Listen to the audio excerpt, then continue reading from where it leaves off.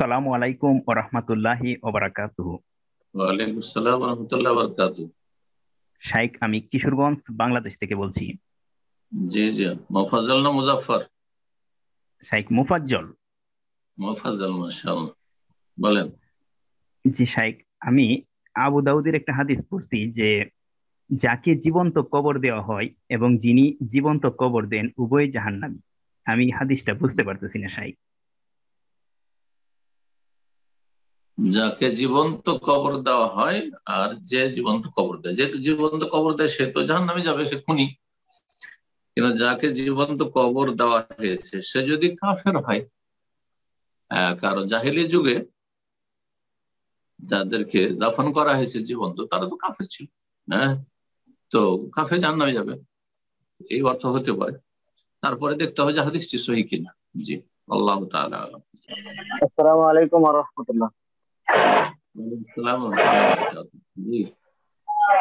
জি, সম্মানিত সাহেব, আমি পশ্চিমবঙ্গের নদিয়া থেকে বলছি। আমার প্রশ্ন হলো, আমার এক বন্ধুর পক্ষ থেকে, মানে অনেক ইমাম আছে, মানে দাড়ির সাইড দিয়ে যে রেপ দেয় কিংবা দাড়ি ছোট করে, এ ব্যাপারে একটু নসিহতমূলক কথা বলুন। প্রশ্ন বুঝতে পারলাম না, আবার বলেন বলছি, জোরে। আমাদের আমাদের এলাকায় কিংবা এক একটা আলেমদের ইমামদের দেখা যায় যে দাড়িগুলো মানে রেপ দেয়, মানে চাচে সরু করে জলপির সাইড দিয়ে থয় কিংবা তলাগুলা মানে বেলেট দিয়ে চাচে, মানে সাইজ করে। হুম। এগুলো কি করা যাবে কি যাবে না? এমনকি ছোট করে তারা। দাড়ি ছোট করা ঠিক নয়, দাড়ি ছোট করা ঠিক নয়। কিন্তু যে ব্যক্তি দাড়ি মন্ডন করে তার মতো সে অপরাধী নয়। অবশ্যই যদি এ দাড়ি ছোট করে মানে বেশি ছোট করে, তাহলে সেও নাজায়েজ কাজ, হারাম কাজ করছে। কিন্তু হারাম বা নাজায়েজেরও বিভিন্ন পর্যায় রয়েছে। যেই ব্যক্তি মোটেই দাড়ি রাখে না তার চাইতে ভালো যারা দাড়ি রাখে কিন্তু ছোট করে রাখে, কিন্তু সেটা যথেষ্ট নয়। তারা হয়তো নাজায়েজ কাজ করছে, হারাম কাজ করছে এবং রাসূলুল্লাহ সাল্লাল্লাহু আলাইহি ওয়াসাল্লামের আদেশের বিরোধিতা করেছে। ইচ্ছা করে হোক, অনিচ্ছাকৃত হোক, গাফিলতিতে হোক, হ্যাঁ, কুপ্রবৃত্তির অনুসরণ হোক। জি, বিভিন্ন অজুহাত থাকতে পারে।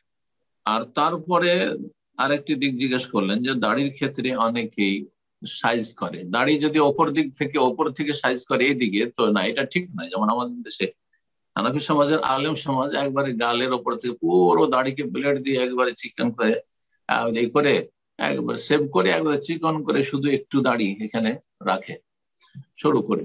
তো এটা জায়েজ না, এটা দাড়ি মুন্ডন।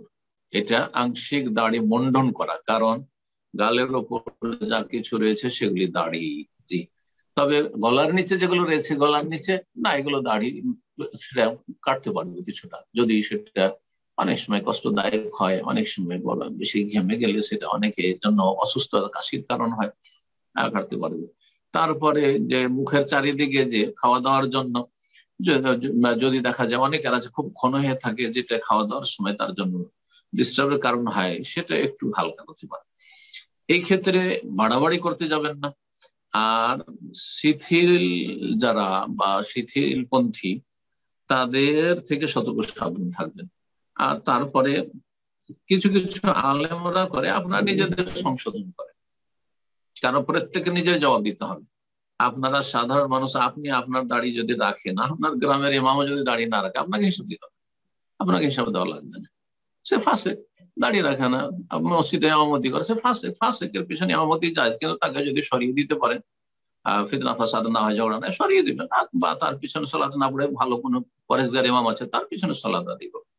আল্লাহ রাব্বুল হেদায়েত দান করুন।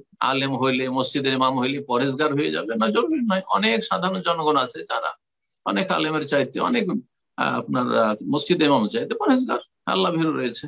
আল্লাহ রাব্বুল আলামিন কাকে যে কোন নিয়ামত দান করেন, অনেক সময় এলমের সাথে তাকওয়ার সম্পর্ক থাকে না। এলেম আছে, মাদ্রাসা পড়েছে, কিন্তু তাকওয়া নেই। এলেম বেশি নেই, অল্পই আছে, কিন্তু যেটুকু জানে সেটুকু পুরোপুরি পালনের চেষ্টা করে, আল্লাহ ভীরুতা, তাকওয়া পরহেজগারি আছে। আল্লাহ রাব্বুল আলামিনের নিয়ামত চাইতে হবে, তার শুকরিয়া আদায় করতে হবে। আল্লাহ রাব্বুল আলামিন যেন আমাদেরকে ঈমান এবং তাকওয়া দান করেন, এলমের সাথে সুন্দরভাবে ভালো আমলের তৌফিক দান করেন। জাযাকুমুল্লাহ।